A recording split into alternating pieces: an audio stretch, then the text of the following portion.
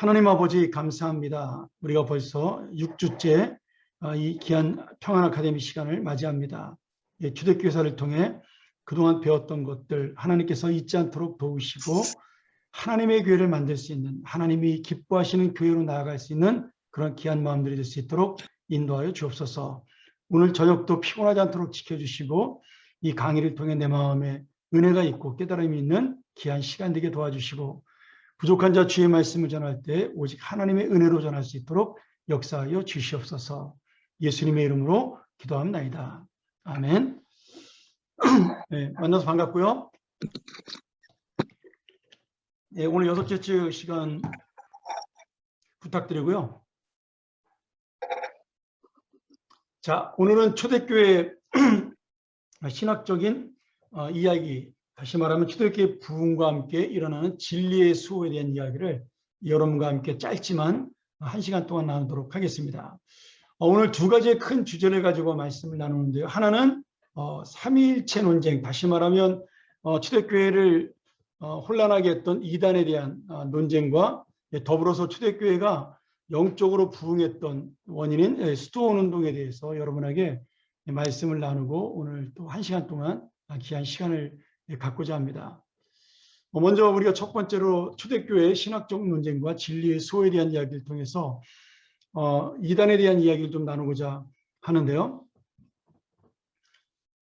오늘 우리가 하고자 하는 그 어떤 말씀은 그 당시에 교회를 혼란하게 했던 삼위일체 논쟁, 다시 말하면 성부와 성자와 성령에 대한 잘못된 이론을 가지고 이제 주장했던, 그래서 결국은 이단으로 정죄를 받았던 사람들에 대한 이야기를 여러분과 나누려는데 이게 내용이 무지하게 많습니다. 그래서 사실은 저희가 이제 학교를 다닐 때 이것만 가지고도 뭐 1년을 배우는 교리사 과목도 있고요.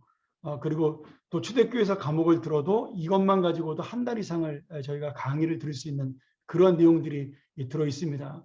너무 많기 때문에 다 말할 수는 없고 제가 중요한 것들 몇 가지만 설명을 하는데, 원래는 이것이 연도별로 이렇게 쭉 논쟁이 된 연도별로 이렇게 쭉 여러분에게 설명을 드려야 되는데 그렇게 하면 굉장히 복잡합니다. 왜냐하면 섞여서 이것이 막 어떤 때는 성부가, 어떤 때는 성자가, 어떤 때는 성령이 연도별로 막 섞여서 나오기 때문에 그렇게 하면 여러분들이 이해하기가 쉽지 않기 때문에 제가 그냥 주제별로 성부에 대한 이단들, 그다음에 기독론, 성자에 대한 이단들, 이 정도로 이렇게 나눠서 크게 여러분에게 설명을 드리면서 주제별로 이 이단에 대한 이야기를 하도록 하겠습니다. 초대교회가 부흥하고 발전하면서 이 속사도 교부, 후사도 교부라 그랬죠. 사도들이 떠나고 두 번째 세대가 사도가 되었을 때 우리가 이것을 속사도 교부 시대라고 부르고 또는 교부 시대라고 부르는데, 이제 안정이 되고 교회가 활발해지니까 신학적인 연구가 굉장히 눈에 띄게 드러나게 되었습니다. 그런데 우리가 다 아는 거지만 학문적인 연구가 많아지면 논쟁도 많아집니다. 그러니 이 신학 연구가 활발해지면서 성경 해석에 대한 서로 다른 견해들이 신학적인 논쟁으로 옮겨갔고, 그것이 학자들의 주장 때문에 많은 교회가 혼란을 얻는 그런 경우가 생기게 된 겁니다. 처음에는 이것들이 교회를 어지럽히기도 하고 교회를 힘들게도 만들었지만 결국은 이런 논쟁과 혼란을 통해서 바른 신앙의 진리, 지금 우리가 믿는 삼위일체에 대한 바른 신학이 형성되는 놀라운 선한 결과를 가져오게 되었다라는 거죠. 우리가 지금 고백하고 있는 사도신경도 바로 그런 의미에서 생겨난 것입니다. 삼위일체를 정확하게 고백하는 그런 신앙의 고백인 거죠. 이런 바른 신앙의 그 진리가 가장 먼저 일어난 논쟁이 뭐였냐면 삼위일체 논쟁입니다. 이 삼위일체라는 말은 영어로 더 트리니티인데 성경에는 없는 용어인데 성부와 성자와 성령의 동등한 권위를 나타내는 아주 중요한 용어로 우리에게는 남겨져 있는 거죠. 이 삼위일체 논쟁을 다른 말로 말하면 단일신론 논쟁이다, 이렇게 이야기를 합니다. 왜냐하면 하나님이 세 분이냐 한 분이냐 이거에 대한 논쟁이거든요. 그래서 요 다니엘신론 논쟁, 하나님이 한 분이냐 세 분이냐에 대한 논쟁을 가지고 우리는 역동적 다니엘신론과 양태론적 다니엘신론 이렇게 나눠서 볼 수가 있습니다. 쉽게 말하면 역동적 다니엘신론이라는 것은 성부 고난설이에요. 그 성부가 성자다. 그러니까 삼위일체를 한 몸으로 보는 거죠. 그래서 성부와 성자가 하나니까 성부 자신이 고난을 받았다. 이렇게 주장하는 이론입니다. 뭐 말도 안 되는 이론 같지만 또 강제로 어떻게 보면 억지로 주장하면 이해가 되는 그런 논리잖아요. 성부와 성자가 하나니까. 그래서 그것을 우리가 성부 고난설이다. 뭐 이렇게 부르고요. 두 번째는 양태론적 다니엘신론인데 제일 대표적인 것이 뭐냐면 사벨리안주의라는 겁니다. 이 사벨리안주의가 뭐냐면 성부와 성자가 한 몸이요 양상에 따라 다르게 나타난다라고 주장하는 거죠. 요거를 우리가 다른 말로 뭐라 그러냐면요. 양태론이라 그래요. 모나키즘이라고 부릅니다. 모나키즘. 우리 어렸을 때 그런 이야기 들어보셨죠? 성부와 성자와 성령이 집에서 아버지와 같다. 그래서 집에서는 아버지고 교회 가면 목사님이고 회사에 가면 뭐 다른 어떤 직분 과장님이나 부장님이 된다. 뭐 이런 것들. 여러분 들어보셨나요? 또는 또 이런 거 있잖아요. 삼위일체는 물 같아서 액체로 있을 때는 물이고 기체로 있을 때는 수증기고 고체로 있을 때는 얼음이 된다. 그러나 그것은 결국 물이라는 한 형태를 아니면 한 성질을 가지고 있다. 이렇게 설명하는 거 들어보셨어요? 사진들을 다 안 내서 고개를 끄덕이는 분들이 한 분도 안 보이네요. 저는 어릴 때 그렇게 배운 적이 있어요. 근데 그게 설명하기는 굉장히 좋은 단어였는데 알고 봤더니 양태론이라는 이단들이 주장했던 바라는 거죠. 왜냐하면 그렇게 되면 성부와 성자가 하나가 되는 겁니다. 근데 정확하게 말하면 성부와 성자는 한 분이 아니잖아요. 우리는 세 분이라고 말하지는 못합니다. 근데 한 분은 아니잖아요. 왜? 복수니까. 그래서 우리가 만들어낸 단어가 뭐냐면 삼위라는 겁니다. 위. 이 위라는 말이 자격, 위치의 위예요. 그러니까 똑같은 자격과 똑같은 위치에 있는 하나님, 그런 분이 셋이라는 거죠. 그 다음에 그분의 권위나 능력이나 그 모든 것이 동등하다. 그래서 그걸 일체라고 이야기를 하는 겁니다. 몸이 하나라는 말을 쓰기 위해서 일체라는 말을 쓰는 것이 아니라 그 성부와 성자와 성령이 동등한 권위를 가지고 있다는 말로 우리가 삼위일체라는 말을 쓰고 있는 거죠. 그래서 우리는 삼위일체를 설명할 때 절대 다른 말로 설명해서는 안 됩니다. 삼위일체는 성부와 성자와 성령은 삼위신데 그분은 하나이시다. 이렇게 설명하는 것 외에는 다른 방법이 없어요. 그것을 우리가 성경의 신비다 이렇게 이야기합니다. 그러니까 우리가 그동안 배웠던 것 삼위일체를 설명하기 어려워서 여러 가지로 이렇게 변형된 설명했던 것들이 사실은 옛날에 했던 전부 이단들의 주장이었다라는 사실이죠. 그러니까 여러분 삼위일체가 어려우니까 너무 거기에 해석하려고 빠져들지 마시고 우리의 그 연약한 지혜로 우리의 제한된 지혜로 하나님을 해석하지 말고 삼위 성부와 성자와 성령은 똑같은 위치와 권위를 가지고 계신 한 분이시다. 이렇게만 설명하시면 되는 겁니다. 더 이상 설명하면 그것은 이단이 되는 거죠. 그것을 325년 니케아 공의회에서 이 삼위일체에 대한 신학과 더불어 부활절 날짜를 정하는 그런 계기가 되었습니다. 지금 우리가 말하는 이 삼위일체에 대한 이론이 그때 발표가 된 거고 이 성부고난설이나 아니면 모나키즘, 양태론을 주장했던 많은 사람들의 논리는 삼위일체 이단이라고 우리가 결정을 하게 되었습니다. 여러분 부활절 날짜가 음력으로 정해지는 거 아시죠? 제가 복잡해 설명드리기는 어려운데 뭐 들어봐야 이해도 잘 안 되고요. 어쨌든 간에 이것은 음력으로 정하는 날짜입니다. 인터넷에 한번 쳐보세요. 부활절 날짜를 정하는 법. 매년 달라집니다. 그래서 어떤 때는 4월 첫째 주, 빠를 때는 3월 마지막 주, 늦으면 4월 셋째 주에 부활절이 있게 됩니다. 이게 뭐 대강절 날짜에 맞춰서 우리가 음력으로 정하는 것이기 때문에 그런 거죠. 그렇게 부활절 날짜도 음력으로 정하게 된 겁니다. 자, 그 다음에 기독론 논쟁, 아까 말한 것은 성부와 성자와 성령 삼위일체 논쟁이라 그러면 이 기독론 논쟁은 굉장히 중요한 의미를 가지고 그 당시 초대교회를 괴롭혔어요. 이 기독론 논쟁의 중요한 건 뭐예요? 이 기독이라는 말은 예수 그리스도를 한문으로 표현한 거니까 예수 그리스도의 인성이나 신성을 부인하는 그런 이단에 대한 이야기입니다. 처음에 아리우스라는 아주 유명한 신학자가 있습니다. 또 이 사람이 인격적으로 굉장히 존경을 받았던 그러한 사람이었어요.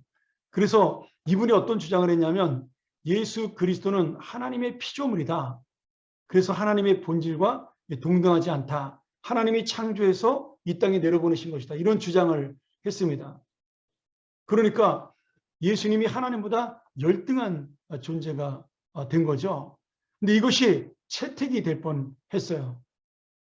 그런데 이때 아타나시우스라는 학자가 나타나서 그것은 잘못된 것이고 성부 하나님과 성자 예수님은 동일한 본질이고 동등한 존재요. 같은 하나님이다. 이렇게 주장을 한 그 신학을 사람들이 받아들이게 된 겁니다. 여러분 제가 좀 간단하게 설명해서 그렇죠. 이 아리우스와 아타나시우스의 논쟁은요. 처음에 거의 아리우스가 7, 80%쯤 이기는 논쟁이었어요.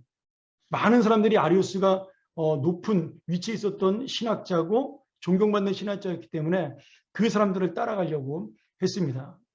근데 화성같이 등장한 아타나시우스라는 이 젊은 신학자가 성경의 논리를 가지고 바른 진리와 바른 말씀을 외치면서 예수 그리스도의 신성과 인성, 예수 그리스도는 완전한 하나님이며 완전한 사람이다라는 진리가 정립이 된 겁니다. 그래서 431년 에베소 회의, 451년 칼케돈 회의, 553년 콘스탄티노플 회의, 680년 콘스탄티노플 회의. 계속해서 이 예수님의 신성을 거부하는 이단들이 예수님의 인성을 거부하는 교리를 주장하는 학자들이 계속 나왔어요. 만만하잖아요. 예수님이 사람으로 와가지고 배도 고프고 뭐 마음도 아파하시고 그랬는데 어떻게 하나님과 같을 수가 있느냐. 이런 주장들. 이미 인간의 몸으로 태어난 것 자체가 죄인의 몸이 아니냐. 이런 주장들. 그러면 동정녀 마리아가 죄가 없는 거냐. 이런 주장들. 뭐 수도 없이 많은 그런 주장들. 하나님의 명령에 순종한 걸로 봐서 하나님보다 열등한 존재다. 뭐 이러한 주장들. 그런 것들이 굉장히 많이 나타났지만 결국은 이 아타나시우스라는 신학자의 논리와 그리고 바른 진리에 대한 해석을 모든 교회 회의 때마다 공의위에서 결정을 하고 지금 우리가 믿는 교리, 예수 그리스도는 완전한 하나님이요 완전한 사람으로 우리를 구원하신 구세주이다, 메시아다. 이 교리가 성립이 된 겁니다. 그러면서 아까 말했던 그 삼위일체 교리에 대한 그 325년 니케아 신조에 대한 재확인과 그리고 삼위일체 성부와 성자와 성령은 동일한 권위와 동등하신 분이다라는 사실을 재확인하는 그러한 역사가 일어나게 된 거죠. 이것이 간단하게 이야기했지만 초대교회를 가장 많이 괴롭히고 초대교회를 어지럽혔던 신학 논쟁의 대표적인 두 가지 이론입니다. 뭐 이거 말고도 수도 없이 많은 이론들이 나와서 논쟁을 벌였습니다. 뭐 대부분 다 그런데 그것이 성부와 성자와 성령에 대한 논쟁이었어요. 그리고 예수님에 대한 논쟁이 제일 많은 거죠. 예수님이 영으로만 오셨다. 뭐 아니면 예수님은 인간으로만 오셨다. 이런 것들. 그리고 또 더 큰 이단들은 내가 예수님으로 다시 태어났다. 뭐 이런 이단들이 생겨나기도 했었고요. 지금도 마찬가지죠. 여러분 지금의 이단도 가장 많이 나오는 이단이 뭐라고 생각하세요? 지금도 자신이 하나님이라 그런 이단은 별로 없습니다. 다 하나님이 보내신 메시아나 선지자, 또는 보혜사 성령의 화신이다. 이렇게 이야기하는 이단이 거의 90%예요. 유일하게 내가 하나님이라고 말하는 이단은요, 박태선의 그 전도관입니다. 박태선은 이미 죽었지만 그 전도관이 처음에 박태선은 자기가 메시아라고 이야기를 하고 시작을 했는데 나중에 80년도 후반에 자기가 하나님을 승격이 됐다고 얘기해요. 그래서 전도관의 이름을 뭐라고 바꾸냐면 천부교다 이렇게 바뀌어요.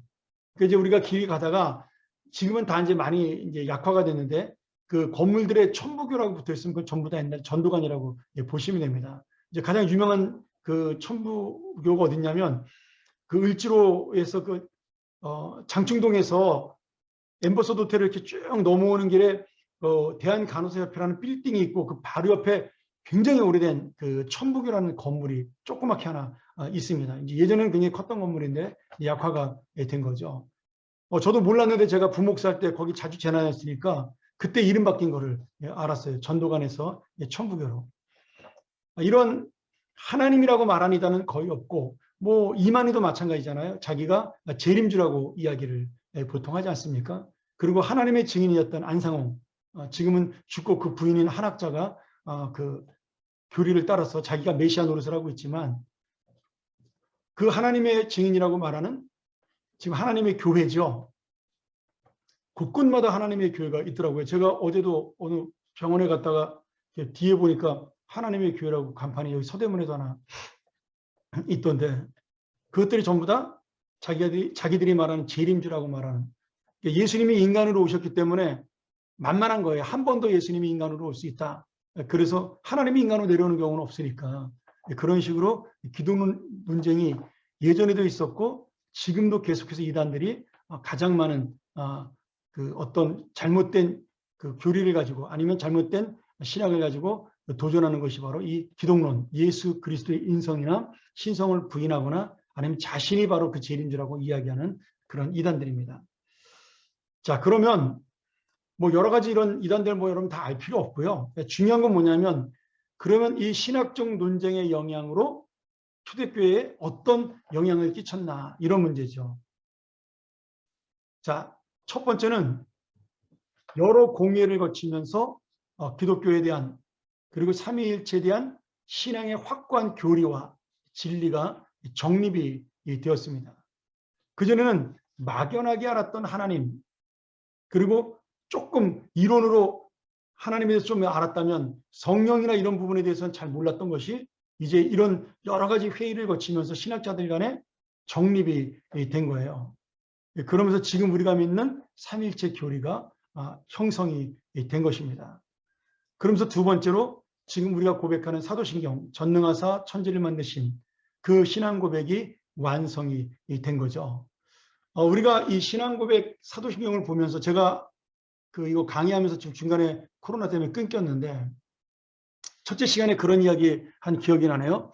이 사도신경이 12마디로 되어 있어서 사도들이 한마디씩 한 것이 사도신경이 되었다. 이렇게 주장을 하는 그런 학자들이 옛날에 있었습니다. 이거는 이제 사도신경의 권위를 높이기 위한 전설이죠. 실제로 뭐 그럴 리는 없고요.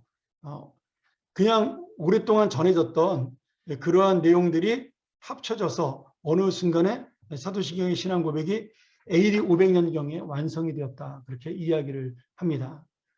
그런데 교단 중에는 이 사도신경을 고백하지 않는 교단도 있습니다. 이 사도신경의 내용이 틀려서가 아니라 첫 번째는 성경에 없는 것을 사람이 조합해서 만든 학문이다. 신학이다. 그래서 신앙 고백이 돼서는 안 된다. 이렇게 말하고 두 번째는 아무리 옳은 거라도 내 마음속에 진정함으로 고백하지 않으면 그것은 고백이 아니라 주문이 된다. 그래서 신앙 고백을 하지 않는 그런 교단도 있습니다. 이제 침례교가 대표적인데 침례교뿐 아니라 다른 교단도 그런 교단들이 있어요. 성경이 없기 때문에 우리는 이것을 인정하지 않는다. 그러나 성경이 없다고 해서 그 내용이 틀린 게 아니죠. 이 사도신경은 성경에서 가져온 완벽한 완전한 삼위일체 교리를 가지고 있습니다. 천지를 만드신 하나님 그리고 하나님 나라를 통치하시는 하나님 이 땅에 사람의 몸으로 오셔서 완전한 의인의 몸으로 우리의 죄를 위하여 죽으신 예수 그리스도의 십자가의 죽음과 고난 그리고 부활 그리고 예수님 승천하신 후에 내려오신 성령님, 이렇게, 그리고 그 삼일째 성부 하나님, 성자 하나님, 성령 하나님의 놀라운 은혜로 말미암아 세워진 거룩한 공예. 이 거룩한 공예는 교회를 이야기를 하는 겁니다. 카톨릭을 말하는 게 아니고요. 거기에는 영어로는 이제 캐서릭이라고 되어 있는데, 그 캐서릭이 보편적 교회의 뜻입니다. 우리가 말하는 카톨릭이 아니고요.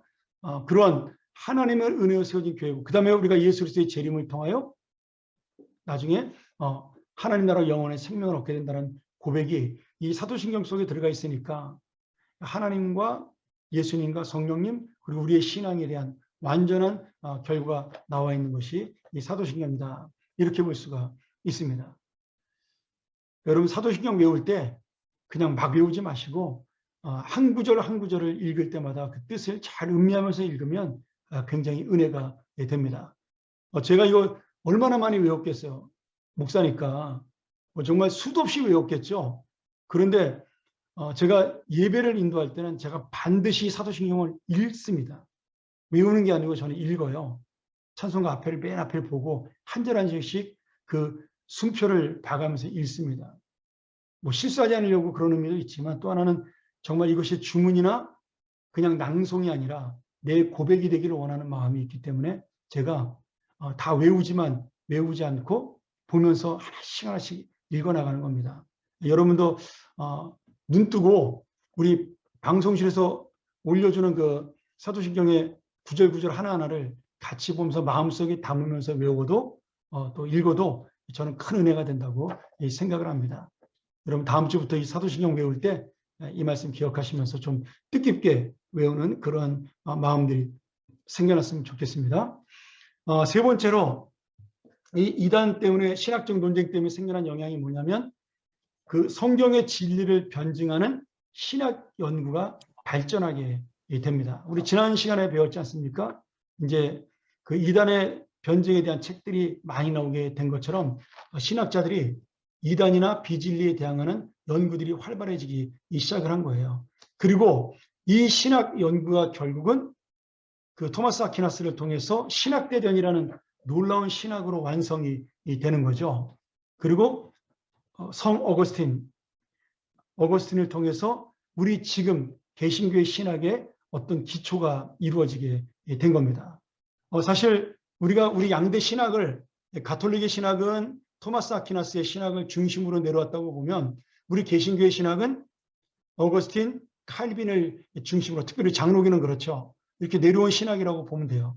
그러니까 이 이단에 대항하고 비진리에 대항하는 신학적 논쟁을 신학적인 이론으로 완성한 사람이 우리는 보통 토마스 아퀴나스와 성 어거스틴이라고 보는데, 이 두 사람의 신학을 통해 지금까지 현대 신학의 흐름이 내려오고 있다. 물론 이제 그분들 걸 많이 발전을 시켰죠. 그러나 그럼에도 그 기본적인 이론과 토대는 이 두 분을 통하여 이루어진 것이다. 우리가 그렇게 볼 수가 있습니다. 그러니까 지금 우리가 갖고 있는 모든 신학과 교리도 그 당시에 연구된 것이 거의 다라는 거죠.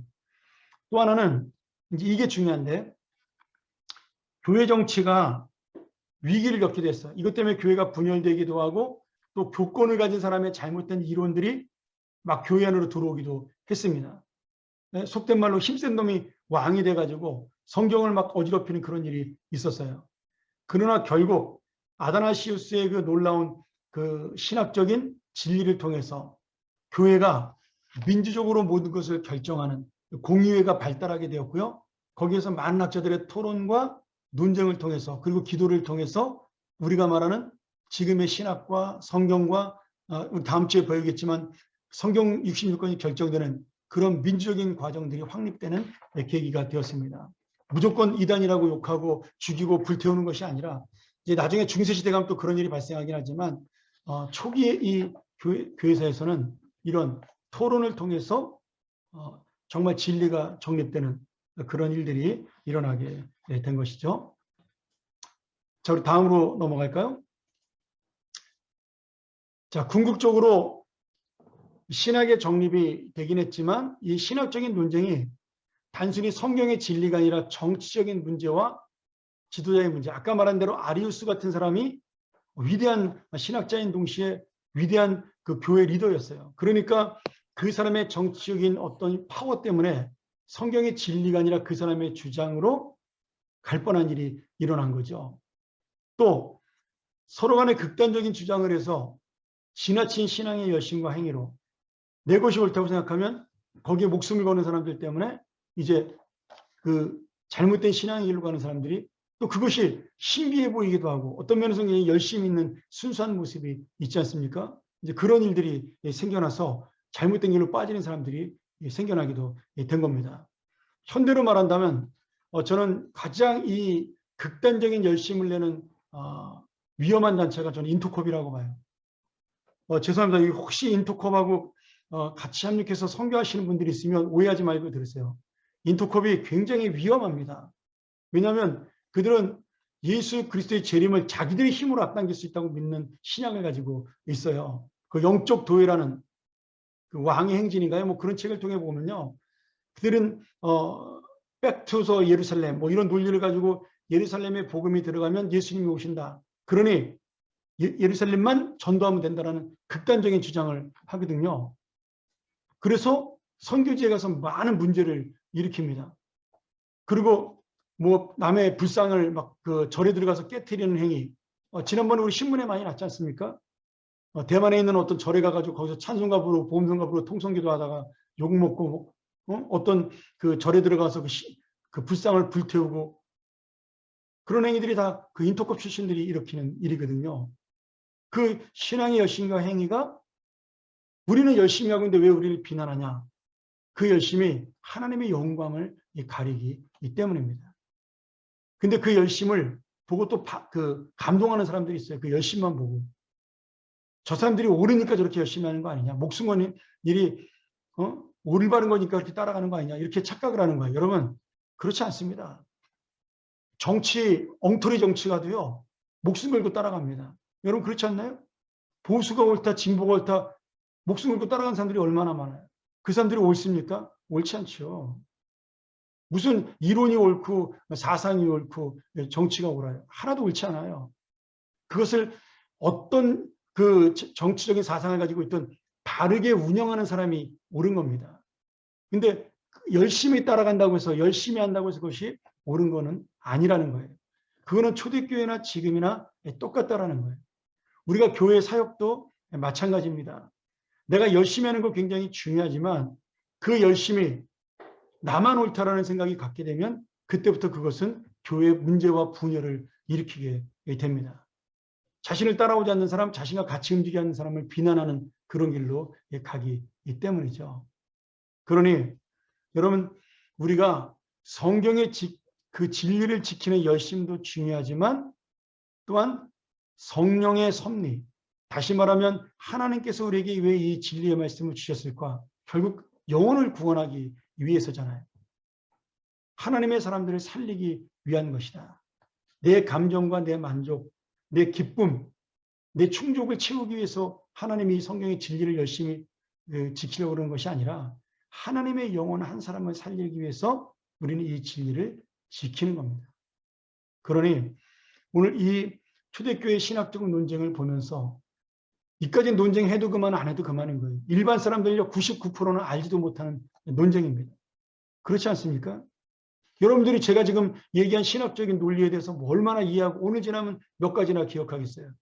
저도 수백 가지 배웠지만 학교 다니면서 지금 기억하는 거 몇십 개도 되지 않거든요. 그러니 사실 일반 교인들에게 중요한 건요. 오늘 내가 하루를 주님의 뜻에 맞게 살아가는 것입니다. 어떤 면에서는 학문이 굉장히 중요하고 신학적 진리가 정립되는 게 중요하지만 거기에 매몰되는 순간 영혼에 대한 그 관심이 사라지게 된다는 거예요. 자, 이제 캐토릭이 대표적이죠. 이 사람들은 또 반대로 예수님의 인격을 너무 무시하고 신성을 강조했어요. 그래서 예수님을 임신했던 마리아도 신성시하게 된 겁니다. 마리아도 무흠하다. 마리아 무흠설이라고 그러죠. 마리아도 죄가 없다. 뭐 이런 논리까지 주장하는 그런 쪽으로 가게 된 거죠. 지금은 그러진 않겠지만 예수님의 어머니로서 지금 뭐 존경한다. 제가 지난번 신부님하고 이야기했더니 그런 얘기는 하시더라고요. 마리아를 숭배하지는 않는다. 다만 마리아가 중보자의 역할을 할 수 있다. 뭐 이런 이야기는 하시더라고요. 예수님이 엄마니까 엄마의 기도를 더 잘 들어주지 않을까. 뭐 이런 그것들이 사실은 말도 안 되는 이야기 않습니까? 예수님께서는 우리를 통로로 사용하신 거예요. 마리아를 통로로 사용하신 거고.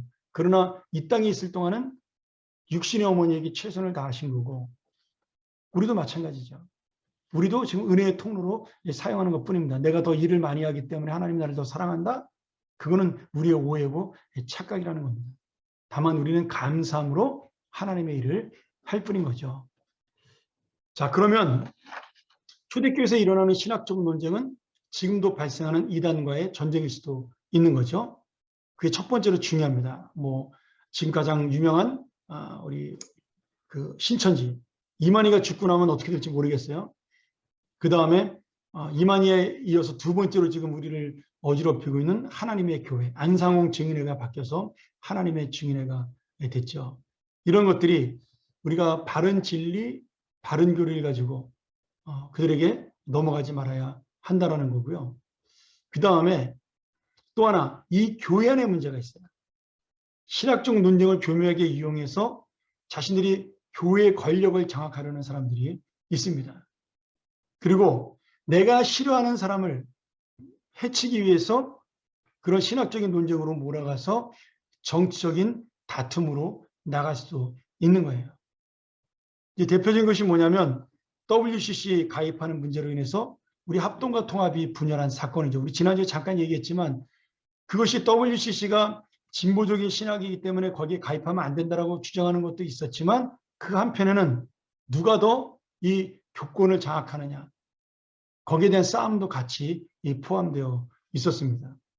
그러니까 사실 논쟁이라는 것이요 순수한 논쟁이라는 게 있을 수가 없습니다. 결국은 감정으로 가게 되고 그 감정은 자기의 이익과 자기들의 기득권으로 갈 수밖에 없는 겁니다. 그러니 여러분 교회에서 이런 논쟁하는 것은요 전혀 도움이 되지 않습니다. 누가 더 옳으냐 그거는 교회에서 아무 의미가 없는 싸움이에요. 누가 더 옳으냐가 아니라 누가 더 희생하냐 이 싸움이 교회의 싸움이 돼야 됩니다. 누가 더 헌신하냐 내가 더 헌신할 거야. 내가 더 희생할 거야. 내가 더 포기할 거야. 내가 더 겸손할 거야. 이렇게 싸우는 게 교회의 싸움이 돼야 돼요. 내가 말하는 게 옳은 거야. 내 생각이 이게 가장 좋은 생각이야. 그렇게 해서 여러분 발전하는 교회 하나도 보지 못했습니다. 오늘 여러분 이 초대교회 신학적 논쟁을 보면서 우리는 뭐 일반 교인이니까 이런 논쟁까지 가지는 않겠지만 교회의 어떤 삶을 통해서 정말 내가 영혼을 소중히 여기는 마음으로 이 논쟁을 하는 것이냐 아니면 내가 옳다는 걸 주장하기 위해서 하는 것이냐 이제 우리가 그런 부분들을 깊이 있게 생각을 해야 되겠죠. 자, 두 번째 큰 주제로 넘어갑니다. 초대교회 영성과 수도원운동. 이 수도원운동은 초대교회 그 한 200년경에 시작이 돼가지고 중세기 때까지 넘어갑니다. 그러니까 이 수도원운동은 오히려 이 초대교회보다는 오히려 중시시대에 훨씬 더 많은 발전을 하게 돼요. 왜냐하면 콘스탄틴이 밀라노 칙령을 발표한 다음에 기독교가 자유를 얻게 되었습니다. 근데 자유를 얻은 것으로 끝나지 아니하고 급속도로 성도가 늘고 교세가 확장되면서 이제는 많은 귀족들이 기독교인이 된 거예요. 그러면서 이 기독교가 큰 영향을 끼치게 된 거죠. 그러니까 기독교를 믿는 것이 이제는 힘이 된 거예요. 내가 귀족이 되려면 교회 가가지고 많은 사람들하고 내가 알아야 돼. 사람을 만나기 위해서라도 교회를 갈 수밖에 없는 좀 힘 있는 사람을 만나서 그와 친교를 맺기 위해서라도 교회에 갈 수밖에 없는 그런 교회가 된 겁니다. 또 하나는 이 기독교가 발전하면서 예전에는 그 박해를 받던 시절에는 예배 드리는 것조차도 어려우니까 뭐 기도 열심히 하고 순수하게 어떻게든지 말씀 몰라 그러고 막 그런 것들이 중요했는데 이제 모든 것이 자유화되니까 하나하나 발전하면서 뭐가 중요시 되냐면 예전과 외형이 중요시 되었어요. 예를 들어서 이런 거죠. 초대교회 사도들은 예배를 드리면 주일날 아침에 와서 저녁 때 예배가 끝났습니다. 어휴, 무슨 예배를 이렇게 오래 드리냐. 그만큼 하나님 말씀을 사모한 거예요. 찬송하고 기도하고 말씀 듣고, 찬송하고 기도하고 말씀 듣고, 시간 되면 점심 먹고, 또 찬송하고 기도하고 말씀 듣고, 그러면서 하루 종일을 보낸 거예요. 그런데 이제 교회가 발전하고 건물이 좋아지고 예배가 멋있어지기 시작을 하니까 예전이 발달을 한 겁니다. 예전엔 그냥 나와서 기도하면 된 거를 이제는 옷도 입어야 되고 뭐 기도문도 갖고 나와야 되고, 그러면서 그런 눈에 보이는 것들이 중요시 여기면서 교회의 영성을 잃어간다고 생각을 한 거예요. 이때 등장한 사람들이 뭐냐면 바로 수도원 운동을 주장했던 영적 갱신 운동가들이었어요. 우리가 이 교회가 세속화되고 그리고 외식화되는 것을 벗어나 순결한 우리들만의 신앙으로 돌아가자. 그래서 수도원을 차리게 되고 수도원으로 들어가게 된 거죠. 그러니까 이 수도원은 처음에 자기의 몸으로 하나님을 믿고, 그래서 농사 짓는 것이 굉장히 중요했고요. 그 다음에 하나님 앞에 전적으로 바치는 거기 때문에 자기의 재산을 모두 기부하고 빈털터리로 그 수도원에서 청빈한 생활하는 것이 굉장히 중요했습니다. 이제 그것이 수도원의 특징으로 가는 거죠. 이 수도원이 이제 처음에 이러한 어떤 외전과 외형으로 세상의 권력을 따르는 것에서 벗어나서 내가 하나님에 대한 경건을 회복하고 순결한 신앙을 유지한다. 그래서 이 수도원에 들어가서 금욕을 많이 했어요. 금식도 많이 하고 하루에 기도도 뭐 5시간, 6시간씩 하고 새벽부터 저녁까지 말씀 보고 기도하는 그런 운동이 일어나기 시작을 한 겁니다. 아마 그때는 새벽 기도가 당연했겠죠. 지금도 그 프랑스에 가면 유명한 떼제 공동체라고, 저는 뭐 안 가봤는데 갔다 오신 분들이 다 좋다 그러더라고요. 근데 그 떼제 공동체가 뭐 하는 곳이냐면 하루 종일 가서 묵상하는 곳이에요. 아침부터 저녁까지요. 거기서는 음악이 흐르고 있고요. 그 조용한 음악을 들으면서 묵상하는 거예요. 말씀 보고 묵상하고 말씀 보고 묵상하고. 그게 이제 수도원 운동이 처음에 그렇게 했기 때문에 그렇게 가는 거죠. 그래서 내 마음을 하나님 앞에 하나가 되게 만드는 그러한 경지까지 이르게 만드는 거죠. 제가 미국에 있을 때 그 콜로라도에 가면 피터 와그너가 세운 그 세계 중보기도 센터가 있습니다. 거기 교회가 하나 있고 그 교회 이름이 펠로우십 처치였던가. 잭 해거드 목사라는 분이 세운 이 교회인데 그 교회 바로 앞에 그분이 그 세계 중보기도 센터를 지어줬어요.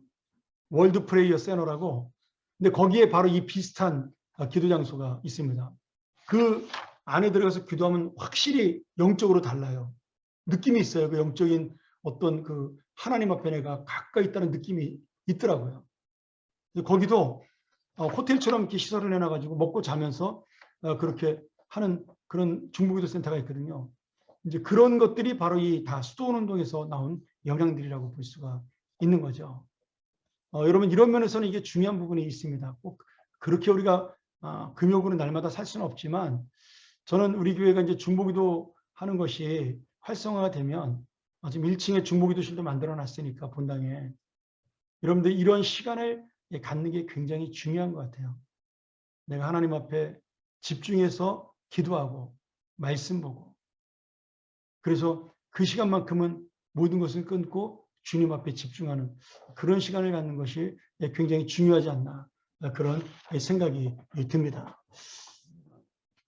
저 같은 경우는 뭐 매일 새벽 기도를 거의 하니까 어떨 때는 뭐 기도를 오래 할 때도 있고 또 어떨 때 짧게 할 때도 있지만 피곤하면 그래도 저는 어떤 정기적인 기도할 수 있는 그런 여유가 있는 그런 삶을 살고 있지 않습니까? 목사의 어떻게 보면 가장 큰 베네핏이죠.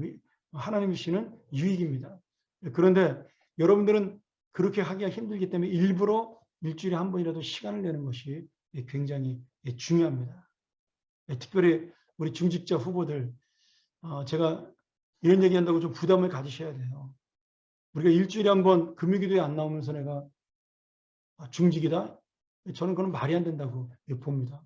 일주일에 한 번도 제대로 그런 공동체의 기도를 하지 않는 분이 중직을 해가지고 그 기도에 어떻게 은혜를 감당하겠어요? 교회의 어떤 사명을 감당하겠어요? 주일 지키는 건 당연한 거고 우리 교회는 수요일 날도 드리지 않잖아요. 그러니까 최소한 금요일 날 하루 와서 내가 짧든 길든 하나님 앞에 나를 내어놓고 기도하는 시간, 또 남을 위해 기도하는 시간이 저는 반드시 필요하다고 봅니다. 이게 의무가 돼야 된다는 것이 저는 당연한 또 중직자들의 사명이라고 보고요. 자, 두 번째로 수도원의 특징은 공동생활입니다. 수도원은 대부분 자신의 재산을 다 바치고 빈손으로 들어가서 공동생활을 했습니다. 이제 처음에는 금욕주의로 시작을 했다가 나중에는 이 공동생활하는 개인의 금욕주의보다 형제를 사랑하고 봉사하는 공동체로 공동생활을 권고하죠. 그러면서 농사도 짓고 그 농산물로 자급자족하고 또 가난한 사람을 돕기도 하는 그런 공동체. 그래서 수도원의 고아원을 경영하는 수도원이 참 많이 있습니다. 그런 고아원이나 장애인들을 위한 그런 단체를 같이 운영하는 그런 수도원들이 예전에는 많았죠. 그다음 사회봉사, 바로 공동생활이 사회봉사로 이루어져서 사랑과 봉사, 또 타인에 대한 긍휼, 무소유의 원칙으로 사회봉사 활동을 권고했습니다. 이제 대표적인 사람이 우리가 잘 아는 성 프란시스죠. 성 프란시스의 기도, 우리가 주여 나를 평화의 도구로 삼아주소서, 그 기도했던 그분이 가장 대표적인 이 봉사의 프란시스 수양회를 만들었던, 프란시스회를 만들었던 그런 분입니다. 그 다음에 이 학문과 교육, 이 수도원으로 많은 사람들이 오면서 경건한 사람들이 양성이 되니까 거기에 성직자들이 양성이 되기 시작을 했습니다. 그리고 그곳이 좋은 신앙을 교육을 시키니까 성도들이 자녀들을 교육시키기 위해 수도원으로 많이 보냈어요. 그래서 학교가 수도원을 통해 많이 생겨났습니다. 그리고 영적인 지도자를 양성하고 선교사를 양성하고 우리가 그 로욜라가 만들었던 예수회라는 그 캐톨릭의 제일 유명한 선교단체가 있죠. 남미 선교를 최초로 시작하고 아프리카 선교를 최초로 시작했던 단체인데 그 로욜라의 예수회도 바로 이 선교단체, 이 수양강, 다시 말하면 수도원에서 나온 출신입니다. 그리고 이들이 학문을 가지고 귀족들과 지성인들에게 전도해서 많은 영향을 끼치게 됩니다. 참 이게 아이러니하게도 이러면서 이 수도원으로 엄청난 헌금이 들어와요. 또 수도원이 또 이제 화려해지기 시작을 하는 겁니다. 이게 참 아이러니한데 금욕하고 가난해지기 위해서 들어간 수도원인데 수도원이 점점 또 부자가 됩니다. 또 그래서 나중엔 수도원이 타락하고 수도원이 망가지는 그런 또 아이러니한 역사도 일어나죠. 이제 그것을 이제 대표적으로 보여주는 책이 뭐냐면 장미의 이름이라는 책입니다. 에릭 푸코가 썼던 장미의 이름. 영화로도 나왔는데 션 카널리가 주연했던 그 영화 장미의 이름 꼭 보세요. 되게 오래된 한 30년 가까이 된 영화인데 예수 믿는 사람들은 꼭 봐야 됩니다. 하나님께서 세우신 교회의 목적이 무엇인지 정확하게 그 영화를 통해서 진짜 재밌어요. 영화가 스릴러 영화거든요. 살인자를 찾는 영화인데 그게 수도원에서 일어난 살인사건을 찾아가는 영화입니다. 제가 이제 스포일러 하면 안 되니까 여러분이 한번 보셔요. 저는 이거는 제가 5번 정도 본 것 같아요. 이 영화를 전사 때부터 시작해가지고. 근데 저는 볼 때마다 저한테 많은 찔림이 있었습니다. 이 교회가 바로 바른 교회 역할을 감당하는 것인가. 결국 나중에 그 수도원이 불타거든요. 왜 불타는지 한번 꼭 영화 보시고 나한테 감상을 해주시기 부탁드리겠습니다. 장미의 이름, 지금도 우리가 아마 인터넷이나 아니면 또 뭐 CD나 영화 CD나 찾아볼 수가 있을 거예요. 꼭 보세요. 또 하나 제가 여러분들께 권할 영화가 있습니다. 그 미시시피 버닝이라는 또 오래된 그 진 해크만이 주연한 영화인데 우리 목사님은 성경만 보고 영화만 봤나 오해하지 마시고요. 이 진 해크만이 주연했던 미시시피 버닝이라는 영화도 신앙과 실천의 괴리에 대한 고민을 만들어주는 스릴러 영화입니다. 이것도 똑같이 살인자를 찾는 영화인데 저는 장미의 이름이 중세기 때를 배경으로 한 어떤 그 성경과 교회의 본질을 이야기한다면 이 진 해크만이 주연했던 미시시피 버닝이라는 영화는 이 현대의 교회가 신학적인 이론이 아니라 정말 하나님의 뜻을 이루는 교회가 어떤 교회인가를 보여주는 굉장히 중요한 그 어떤 인사이트를 준 영화라는 생각이 들어요. 여러분 놓치지 마시고 꼭 이런 미시피 버닝이나 장미여린 같은 영화를 봤으면 좋겠습니다. 사실 제가 예전에, 지금은 뭐 포기했는데, 제가 젊었을 때 기독교 영화 평론집을 하나 쓰고 싶었어요. 그래서 제가 써놓은 책 내용도 좀 몇 개 있는데, 거기에 보면 우리 그리스도인들이 봐야 될 영화, 거기에 기독교 얘기가 그렇게 많이 나오지 않음에도 불구하고 그 작가가 성경적인 어떤 감성을 가지고 썼던 영화들이 있습니다. 그런 영화들은 여러분 보면, 그리고 권하면 좋아요. 우리나라에도 옛날에 그런 드라마가 있었어요. 여러분들은 뭐 너무 오래돼서 기억 못하겠지만, 제가 중학교 때인가요? 고등학교 때인가, 그 우물 깊은 집이라는, 마당 깊은 집이라는 그런 드라마가 있었습니다. 마당 깊은 집. 기억나시나 모르겠네. 나연숙 씨라는 분이 작가가 쓰신 드라마인데, 그 마당 깊은 집이 기독교에 대한 이야기가 하나도 나오지 않지만 가족의 사랑과 공동체, 장애인에 대한 사랑, 이런 것들을 통해서 그리스도의 사랑을 보여주는 그런 드라마였어요. 나연숙 씨가 굉장히 독실한 기독교 신자거든요. 저는 그때 몰랐는데, 나중에 제가 나이가 먹은 다음에 20대가 된 다음에 가만히 그 드라마를 생각해 보니까 그게 좋은 기독교 드라마였더라고요. 그게 아마 제가 알기로 강서구 씨나 그 금보라 씨가 데뷔했던 드라마가 아닌가. 그러니까 진짜 오래된, 한 40년 넘은 그런 드라마겠네요. 근데 저는 그런 작가들이 많이 나왔으면 좋겠어요. 이런 공중파를 통해서 나타나는 드라마나 프로그램들이 정말 대놓고 신앙을 얘기하지 않아도 그걸 보면서 하나님의 그런 어떤 긍휼함과 사랑을 느낄 수 있는 그런 드라마를 만드는 것, 저는 그것이야말로 우리가 이 교회에서 해야 될 사명이라고 보고요. 그런 지도자들, 그런 전문인 선교사들을 양성하는 것이 우리의 사명이라고 생각이 됩니다. 또 지성인을 전도하는 것들이 그런 목적이 있는 거죠. 자, 이렇게 수도원이 곁길로 좀 갔지만, 수도원의 이러한 놀라운 그런 경건 생활을 통해서 또 헌금을 많이 받아서 이런 좋은 일들을 많이 하게 됩니다. 그리고 마지막 5번째로 고전학문이 보존이 돼요. 그런 들어온 헌금을 통해서 많은 신학을 연구해서 신학 서적을 쓰고요. 어거스틴이라든지 아퀴나스라든지 이런 유명한 신학자들도 전부 다 수도원에서 그 연구를 한 겁니다. 그리고 고전 문헌에 대한 책들, 아까 말한 장미의 이름도 바로 이 고전 문헌을 가지고 일어나는 스릴러, 진짜 스릴러 장르의 영화거든요. 그 수도원에 있었던 아리스토텔레스의 희극이라는 책을 가지고 일어나는 살인 사건입니다. 그런 고전 책들을 보관하고 있는 것이, 연구하는 것이 바로 이 수도원이었어요. 이 유럽이 그래서 골동품이 많은 겁니다. 그 책들이 많은 거거든요. 이 수도원 때문에. 자, 그 다음에 이렇게 처음에 발전했던 수도원들이 어떻게 가게 되냐면, 안티오니우스라는 사람이 처음에 수도원을 시작했는데, 이 성 안티오니우스라는 아주 이 캐토릭에서는 유명한 수도원의 창시자입니다.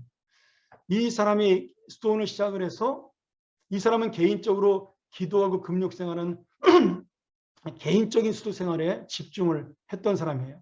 근데 이 사람을 보고 많은 사람들이 감동을 받고 이 사람이 추종자가 됩니다. 그러면서 나타나는 사람이 누구냐면 파코미우스라는 이 사람이에요. 이 파코미우스는 수도원의 규칙을 만들었습니다. 그래서 청민과 순결, 그리고 복종, 이러한 수도원의 규례를 엄격하게 만들어서 이 수도원의 규칙을 따르지 않으면 추방시키기도 하고 벌을 주기도 하고 수도원의 감옥에 가두는 그러한 조직과 규례를 체계적으로 만든 사람이 파코미우스라는 유명한 신학자며 또 이 수도원장입니다. 이 사람은 육신노동을 통해서 하나님의 경건에 다가가자, 뭐 이런 운동을 했고요. 군대식 훈련도 했어요. 그 우리의 육체를 잘 뭐라 그러죠? 단련하고 또 정선하게 이렇게 행동하게 만들어서 그 사람의 마음까지도 하나님 앞으로 가게 만든다. 이런 것들에 대한 또 논리를 가지고 수도원을 체계적으로 운영했던 최초의 사람이죠. 그 다음에 바질이라는 분이 있습니다. 이 바질도 굉장히 유명한 분인데, 공동 예배를 드리는 그런 조직 생활을, 이제 수도원이 원래는 산이나 시골에 있었어요. 그를 도시 가까운 데로 옮겨와서 귀족들, 그리고 부자들, 지성인들이 이 수도원으로 가까이 접근할 수 있도록 그렇게 만든 그런 대표적인 사람이 바질이라는 이 사람입니다. 그리고 이분은 이 수도원에서 개인적으로 극단적인 금욕주의, 뭐 100일 기도를 한다든지, 뭐 아니면 굶어가면서 기도를 한다든지, 추운데 영하 30도, 20도에 가가지고 벌거벗고 하나님 앞에 기도한다든지, 뭐 이런 이상한 금욕주의는 다 배격하고 지성적으로 우리가 하나님을 바로 믿어야 된다. 그러면서 학문을 장려를 했습니다. 그래서 많은 지성인들에게, 귀족들에게 영향을 미쳤죠.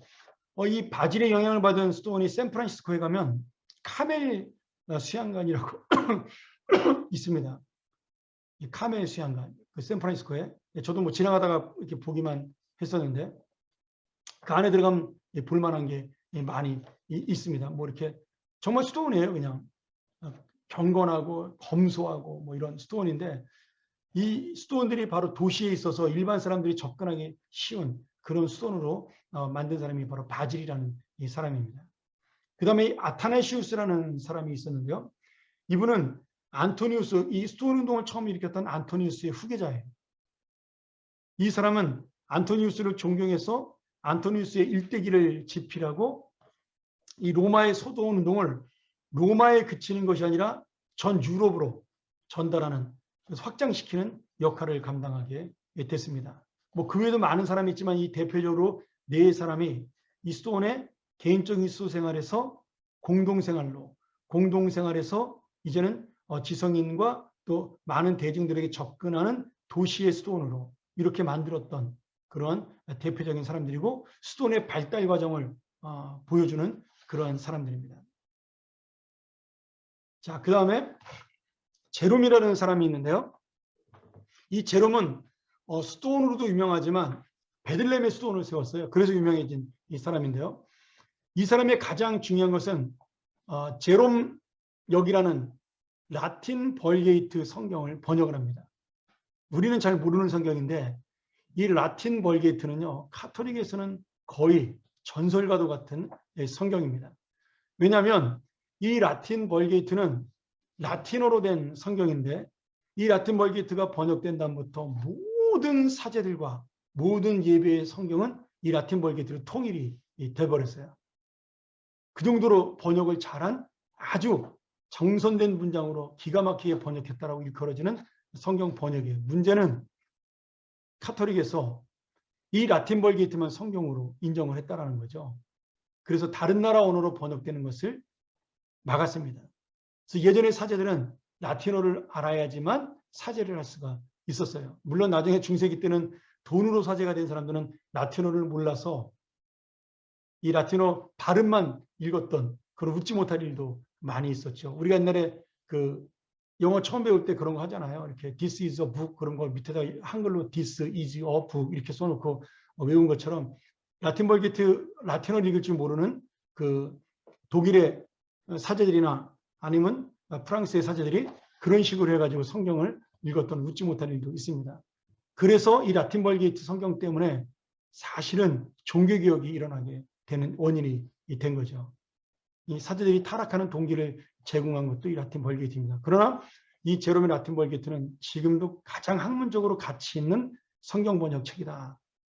그것을 번역한 사람이 바로 이 제롬이라는, 이름이 엄청, 본명은 무지하게 깁니다. 그래서 제가 너무 길어서 이름이 그냥 제롬이라고 알려져 있기 때문에 그렇게 했습니다. 그 다음에 동방 스톤과 서방 스톤이 있는데, 이 동방 스톤은 여러분 아시겠지만 우리가 그 그리스 정교 이렇게 부르는 거죠.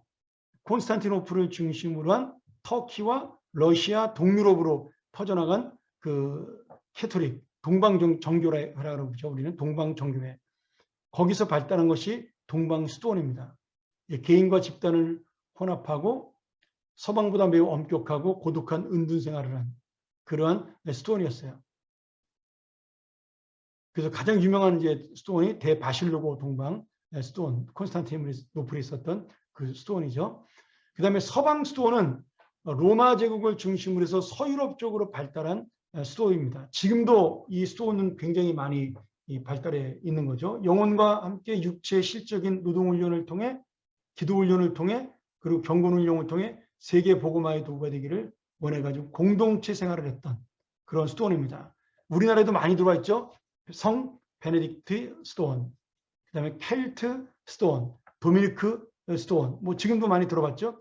그다음에 우리가 이제 정동길 쭉 가다 보면 경향신문사 앞에 있는 성 프란시스 스톤, 이런 스톤들이 다 서방 스톤의 대표적인 스톤들입니다. 이 스톤의 특징을 보면 어떤 스톤은 개인을 중요시 여기고 개인의 경건 생활을, 어떤 스톤은 공동체의 경건을 중요시 여겼어요. 그러나 양쪽 다 조화를 이룬 것이 가장 좋은 신앙 생활인 거죠. 그래서 우리가 이 스톤 운동을 보면서 배워야 될 게 뭐냐면, 내가 개인의 경건 생활도 놓치지 말아야 되며, 그 개인의 경건 생활은 바로 공동체의 유익으로 가야 한다는 겁니다. 이렇게 해서 이제 초대교회 그 스톤 운동에 끼친 영향이 몇 가지가 있는데요. 첫 번째는 긍정적인 영향이에요. 초대와 중세교회의 순결한 신앙을 유지하고 사회 봉사를 통해 사람들의 존경을 받았습니다. 또한 학문적인 연구를 통해서 많은 신학적 발전과 학문적인 발전을 이루었어요. 지금 신학의 토대를 만들었죠. 그리고 선교적인 사명을 교육해서 중세시대 유럽과 아시아 선교의 문을 여는 계기를 마련하게 됩니다. 아시아 선교도 그래서 이 카톨릭에서 시작을 한 겁니다. 우리가 임진왜란 때 들어왔던 우리 그 신부 기억하나요? 왜구들과 함께 들어왔던 신부 세스페데스인가요? 그 사람이 들어오지 않습니까? 그런 것들이 다 포르투갈하고 스페인 아니면 영국에서 넘어온 그 유럽의 그 선교사들입니다. 근데 그 사람들이 다 신부였어요. 그러니까 지금부터 뭐 거의 뭐 500년 전에, 지금 600년 전에 이 선교사가 들어왔으니까 대단한 거죠. 이런 부분에서 굉장히 큰 역할을 감당을 했고, 우리가 영화 미션에서도 봤지만 이 사람들이 이제 남미의 선교도 문을 열고 아프리카 선교의 문도 열게 됩니다. 물론 나중에는 뭐 기독교에 다 이제 밀려나는 그런 추세가 되긴 했지만, 어쨌든 간에 우리나라에 먼저 들어온 선교사도 캐톨릭 선교사고, 그 인도나 뭐 아니면 저 남미나 아프리카에 들어간 선교사도 가장 먼저 들어간 사람들은 다 이 신부들이었어요. 이 스톤 운동의 영향이라는 거죠. 근데 부정적인 영향이 또 두 가지가 있습니다. 이 스톤이 존경을 받으면서 헌금을 바치는 사람들 때문에 부의 축적이 이루어졌어요. 그 스톤장이 되는 것은 그 돈을 마음대로 쓸 수 있는, 뭐 옛날에 누가 감사를 합니까? 뭐 세금 포탈하면 세금을 뭐 조사합니까? 그러니까 이 스톤장이 되는 것은 권력과 부를 움켜쥐는 그런 권력의 자리가 되면서 스톤이 본래의 의미와 본질과 목적을 상실하는, 그래서 또 스톤에 실망하고 사람들이 떠나는 그러한 악순환을 거듭하게 되는 또 악영향을 끼치게 되죠. 또 하나는 개인의 지나친 금욕주의, 은둔의 삶, 또 신비적인 운동, 이런 것들을 통해서 개인의 구원에 치우치는 경향을 낳게 되고, 어떤 성경적이고 그런 진리의 탐구보다는 나 하나가 구원받고 나 하나가 정말 영이 맑아진다라는 어떤 그런 맹목적인 신앙으로 변질이 되는 그런 면이 있었습니다.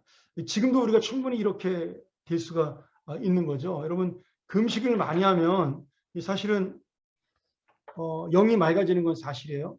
뭐 저도 해봤으니까.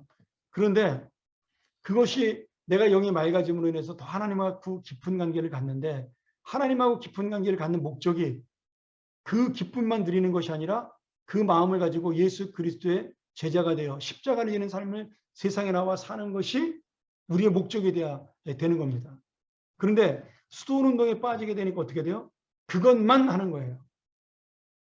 그저 산에서 스톤에서 수양만 하는 겁니다. 이것은 하나님이 원하시는 복음의 본질은 아닌 거죠. 복음의 본질은 뭐예요? 내가 받은 은혜를 나누어 주는 겁니다. 그런데 이 개인의 경건 생활에 치중하게 되면 복음의 그 어떤 본질, 전달해야 되는 성령의 역동적인 역사에 대해서는 관심이 없고, 내가 영혼이 깊어지고 맑아져서 신비적으로 점점 능력이 있어지는 것에 관심을 갖게 될 수밖에 없는 겁니다. 그리고 그것이 영적인 희열이 있어요. 그걸 우리가 뭐라 하냐면 카타르시스라고 그러잖아요. 여러분, 예전에 기도원을 많이 다니면 이런 카타르시스를 많이 만날 수가 있습니다. 정말 밤새 하나님 앞에 기도하면 새벽에 그 하늘에서 내리는 그 은혜가 내 가슴을 아주 충만하게 채울 때가 있어요. 그럼 이 세상 전부가 다 내 것처럼 기쁨이 있는 역사가 내 안에서 일어납니다. 이게 영적인 카타르시스거든요. 근데 그 영적인 카타르시스에 집중하고 거기에만 신경을 쓰고 내가 그것을 얻기만 원하면 이 세상과 괴리되고 격리되는 그러한 잘못된 금욕주의와 신비주의 신앙으로 빠지게 되는 겁니다. 하나님은 그 기쁨과 능력을 가지고 이 세상에 나가 주님의 뜻을 이루라고 말씀하는 거죠. 그러니 우리가 항상 뭐든지 좋은 뜻으로 시작을 하지만 거기에 내 감정과 내 기쁨과 내가 좋아하는 것이 가미가 되면 이런 문제들이 생겨납니다.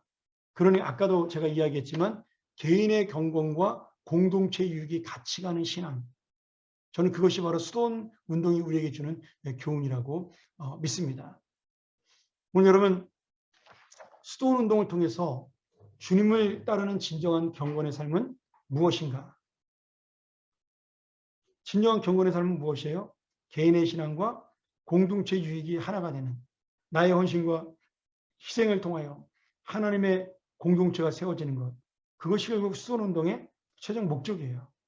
또한 내가 이런 믿음을 갖고 있으면 어떤 수도원 운동이니 아니면 뭐 개인의 경건주의 운동이니 신비주의 운동이니 그런 눈에 보이는 신앙의 형태가 아니라 내 마음 중심이 이런 복음의 본질, 그 다음에 교회의 본질, 하나님 예수 그리스도의 제자의 본질을 놓지 않고 있으면 우리도 이 똑같이 하나님의 뜻을 이룰 수 있다는 거죠.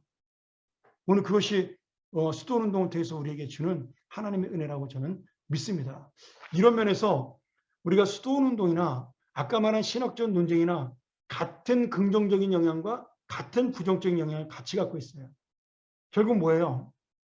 학문이 많아지고 깊어지면 내 지식을 자랑하기 위해 이상한 이론들을 만들어 내는 겁니다.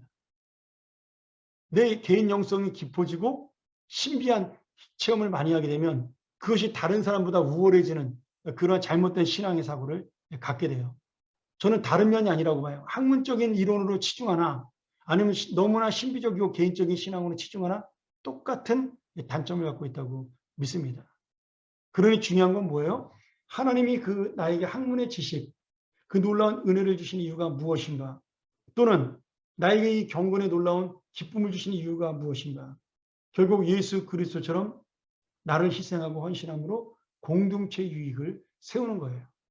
여러분, 신학의 이론을 100개 발표해도 한 사람의 영혼이 살아나지 못한다면 그것은 쓰레기에 불과한 겁니다. 이건 제가 한 얘기가 아니죠. 사도 바울이 그러지 않았습니까? 내가 갖고 있는 모든 것들이 배설물에 불과하다고. 사도 바울은 그 당시 신약의 가장 유명한 신학자잖아요. 근데 예수 그리스도의 복음이 전해지지 않는 신학은 예수 그리스도의 성령의 은혜를 모르는 그 지식은 배설물에 불과하다라고 스스로 이야기합니다. 이 신비주의 운동도 마찬가지예요. 예수님의 뜻을 따르지 않고 예수님의 희생과 헌신의 공동체 유익이 되지 않는 수도원 운동, 개인의 경건주의 운동, 이건 전부 이기적인 신앙에 불과한 겁니다. 오늘 다시 한번 이 말씀 통해서 우리가 신학적 논쟁, 초대교회 영성 그 모두가 정말 신앙의 형태가 아니라 내 중심의 믿음의 본질, 성경의 본질, 그리고 예수 그리스도의 제자의 본질을 놓치지 않는 그런 귀한 삶이 되기를 주님의 이름으로 간절히 축원합니다. 자, 우리 6번째 시간 마쳤고요. 이제 벌써 마지막 이제 1시간 남았네요. 굉장히 저는 지금 마지막 1시간을 기다리고 있습니다. 사실 이거 강의한 준비하느라고 무지하게 힘들거든요. 빨리 끝나길 바라고 있는데 제가 오늘 그 마지막 강의안도 원고를 넘겼습니다. 최선을 다해 저도 준비하고 또 다음 주 한 주간 동안 기도하면서 마지막 강의 때 더 기쁜 강의가 되기를 소원하고요. 제 맘 같아서는 교회 한번 우리가 전체가 모여서 마지막 강의 들었으면 좋겠다는 생각도 있는데 제가 고민하다가 코로나19 또 이것 때문에 문제가 될 수 있으니까 그냥 줌으로 마치기로 했습니다. 마지막 강의 때까지 여러분 빠지지 마시고 또 다음 주에도 오늘같이 이렇게 많이 참여 부탁드리고 주변에 우리 참여하지 못한 분들에게 꼭 강의 5번 이상 참석해야 우리 임직자 후보들은 거기 임직자 프로필 나갈 때 평안아카데미 참석이라는 경력이 한 줄 추가가 됩니다. 그것 때문에 하는 건 아니지만 그래도 여러분 이렇게 열심히 준비한 목사의 성의를 봐서 여러분도 최소한 열심히 들어주는, 근데 열심히 들으면 마음이 변해요. 그러니까 여러분을 위해서, 여러분의 신앙을 위해서라도 또 이렇게 하나님의 놀라운 은혜를 체험하는 귀한 마지막 시간 되기를 소원합니다. 우리 한번 같이 기도하고 마치죠. 하나님 아버지 감사합니다. 하나님께서 우리에게 귀한 시간 주시고 또 귀한 말씀 주시고 전하는 자는 부족했지만 하나님의 중심은 전달되리라고 믿고 이 말씀이 우리의 마음을 새롭게 하는 귀한 말씀 될 수 있도록 인도하여 주옵소서. 아버지 하나님, 정말 교회의 본질이 무엇인지, 영성의 본질이 무엇인지, 내가 제자로서 참된 삶을 살아가고 있는지 다시 한번 이 신앙 논쟁과 수소운동을 통하여 우리의 마음을 새롭게 세우는 은혜의 시간 될 수 있도록, 은혜의 마음 될 수 있도록 인도하여 주시옵소서. 예수님의 이름으로 간절히 기도합니다. 아멘. 자, 우리 이상으로 오늘 6번째 초대교사 시간 마치고요. 다음 주 마지막 시간 더 기쁨의 얼굴로 뵙도록 하겠습니다. 안녕히 돌아가시기 바랍니다. 감사합니다. 감사합니다. 감사합니다.